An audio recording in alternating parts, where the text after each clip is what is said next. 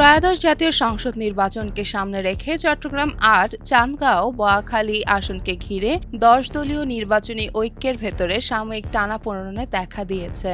সমঝোতা অনুযায়ী এই আসনটি জাতীয় নাগরিক পার্টি এনসিপির জন্য ছেড়ে দেওয়ার কথা থাকলেও জামায়াতে ইসলামীর প্রার্থী মনোনয়ন প্রত্যাহার না করার বিষয়টি আলোচনায় আসে। এর প্রতিবাদে নগরের বহদ্দারহাট এলাকায় এক সংবাদ সম্মেলনের আয়োজন করা হয়, যেখানে ১০ দলীয় ঐক্যের সিদ্ধান্ত পুনর্ব্যক্ত করা হয়। সংবাদ সম্মেলনে এনসিপির প্রার্থী মোহাম্মদ জুবাইরুল হাসান আরিফকে চট্টগ্রাম ৮ আসনের চূড়ান্ত প্রার্থী হিসেবে তুলে ধরা হয়।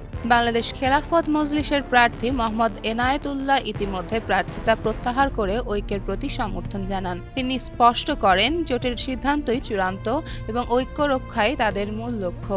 এনসিপির প্রার্থী জুবাইরুল হাসান আরিফ বলেন, ঐক্যবদ্ধ না হলে বৃহত্তর রাজনৈতিক লক্ষ্য অর্জন সম্ভব নয়। তিনি জামাতের প্রার্থীর মনোনয়ন প্রত্যাহার না করাকে অনভিপ্রেত ঘটনা হিসেবে উল্লেখ করলেও একে ভুল বোঝাবুঝির বলে অভিহিত করেন। জামায়াতের কেন্দ্রীয় নেতৃত্ব বিষয়টি গুরুত্বের সঙ্গে দেখছে এবং আলোচনার মাধ্যমে সমাধানের আশ্বাস দিয়েছে বলে জানা গেছে। চট্টগ্রামের আরও দুটি আসনেও অনুরূপ পরিস্থিতি দেখা গেলেও ১০ দলীয় জোট নেতৃত্ব আশা করছে পারস্পরিক আলোচনার মধ্য দিয়ে এসব জটিলতার সমাধান হবে এবং নির্বাচনে ঐক্য অটুট থাকবে।